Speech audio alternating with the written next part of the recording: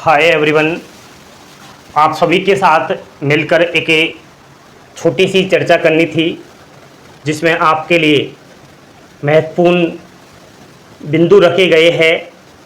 आप लोग बार बार एक भर्ती का हर साल फॉर्म अप्लाई कर रहे हो लेकिन सिलेक्शन से बाहर होने के कारण कौन कौन से रहे हैं। आने वाले टाइम में हमें उन कारणों को समझ करके अच्छे से कदम उठाना है, अच्छे से उस भर्ती का आवेदन करना है ताकि हम किसी न किसी मेरिट लिस्ट में सेलेक्टेड हो जाए। आइए बिना टाइम गवाए बोर्ड पर ध्यान देना है और सभी कैंडिडेट्स लाइक का बटन जरूर दबाएं। मैं बात कर रहा हूं इंडिया पोस्ट के अंदर जो ग्रामीण डाक सेवक जीडीएस की भर्ती निकली है उसकी। शेड्यूल 1 जनवरी 2026 28,636 टोटल इसमें पोस्ट है। इस भर्ती का प्रोसेस अभी चल रहा है। प्रोसेस की जो लास्ट डेट है साथियों वह है 30 जून 2026 है। तो मैं समझता हूं हाल ही में 4th मेरिट लिस्ट आया है जिसमें हज़ारों कैंडिडेट्स का सिलेक्शन हुआ है, लेकिन जिन्होंने फॉर्म अप्लाई किया है और अच्छा खासा उनका 10th का परसेंटेज है तो भी उनका 4 मेरिट लिस्ट आ जाने के बाद भी किसी भी मेरिट लिस्ट में नंबर नहीं आना एक बहुत बड़ा चर्चा का विषय बन गया है। प्यारे साथियों, 5th लिस्ट की बात कर रहा हूं और कट ऑफ की भी बात करेंगे। तो 5th लिस्ट आएगी, इसके ऊपर एक सेपरेट में जानकारी आपको दे रहा हूं ताकि आप कंफ्यूज ना होए। देखो 4th लिस्ट आपकी आई, इसके डॉक्यूमेंट वेरिफिकेशन अभी चल रहे हैं। 23 जून 2026 डीबी की लास्ट डेट है। अगर हम समझे कि भाई साहब 23 तक ये कंप्लीट हो रही है 4th लिस्ट, तो इसका मतलब जून 30 इस भर्ती का प्रोसेस है तो समय है, ठीक है। 23 के बाद लगभग 7 दिन का समय है।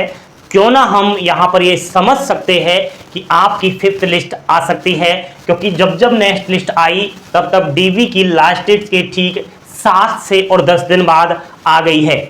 इसका मतलब 5th लिस्ट आपकी श्योर है कि आएगी। अब ये कब आएगी? तो जून के लास्ट डेट में यह लिस्ट आपको देखने को मिल सकती है। प्यारे साथियों, अगर हम 5th लिस्ट की बात कर रहे हैं कि आएगी तो हमें ये भी बताना चाहिए कि इसका कट ऑफ कितना बनेगा। तो देखो, वैसे तो सर्किल वाइज अलग अलग, division wise, office wise, post wise, category wise cut off अलग अलग निकल रहा है, लेकिन ओवरऑल अगर हम सभी सर्किल को एक अप्रोक्स आइडिया के तौर पर ले तो अब तक की जो 4 मेरिट लिस्ट आई है, कुछ सर्किलों की 3rd मेरिट लिस्ट आई है, उनको देखें, उनकी कट ऑफ को बड़ी की बारीकी से समझे तो साथियों आपकी जो 5th लिस्ट की कट ऑफ है वो कम ही जाएगा बजाय अब तक की आई हुई लिस्ट से। तो डिपार्टमेंट ऑफ पोस्ट सभी 28,636 जो पोस्ट है इनको भरना चाहेगा, क्योंकि जब वैकेंसी निकाली है तो भरनी ही है। तो जो अंतिम मेरिट लिस्ट होती है इसका कट ऑफ, बाकी जो कट ऑफ है पहले वाली उनसे डाउन ही जाता है। तो मुझे कमेंट करके जरूर बताना प्यारे साथियों, क्या आपको 5th लिस्ट का वेट है। अब यहाँ पर समझो, साल 2026 की ये शेड्यूल 1 वाली जो भर्ती है 28,636, इसकी हमने बड़ी ही बारीकी से लिस्टें देखी है और हमें हमेशा से यह पूरा भरोसा रहा कि अब लिस्ट आएगी, हमारा नंबर आएगा। लेकिन जिस दिन हमारी लिस्ट देखने को मिली उस दिन हमें बड़ा झटका लगा, क्योंकि हम बाहर हुए। बाहर होने का कारण क्या रहा? High cut off. इस बार बहुत ही हाई कट ऑफ हमें देखने को मिली है। हाई कट ऑफ क्यों गया, इसके पीछे कारण क्या है? तो एक शॉर्ट में मैं आपको कारण बताऊंगा कि जो कोरोना प्रमोट है, यानी बिना एग्जाम्स 10वीं से और जो है यहाँ पर 11वीं में इनको भेज दिया गया। 10वीं में बोर्ड का एग्जाम्स नहीं लिया गया तो 10वीं में बिना एग्जाम्स इन बच्चों का 100% बना दिया। अब ये बच्चे बहुत होशियार है, अब ये बच्चे हैं, इनको पता चल चुका है कि जीडीएस की भर्ती निकल रही है, वो भी बिना परीक्षा और 10th की परसेंटेज बेस पर नौकरी मिल रही है। तो ये चूकते नहीं है, ये सभी फॉर्म अप्लाई करते हैं। तो साथियों, कुछ राज्यों में ऐसे हजारों की तादाद में बच्चे हैं जो कोरोना काल में प्रमोट किए गए, जिनका 100% बना हुआ है। ये बच्चे क्या करते हैं, ये अपने राज्य से तो जीडीएस भर्ती का आवेदन करते ही करते हैं, लेकिन अब बाहर के राज्य से भी ये जीडीएस का फॉर्म अप्लाई कर रहे हैं। अब बाहर के राज्य से फॉर्म अप्लाई करने पर इनका सिलेक्शन हो जाता है।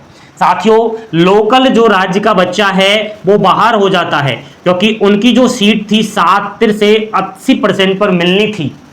उनको जो सीट 70-80% पर मिल जानी थी, बाहरी राज्य के बच्चे जो 100% वाले हैं उन्होंने वो सीट छीन ली।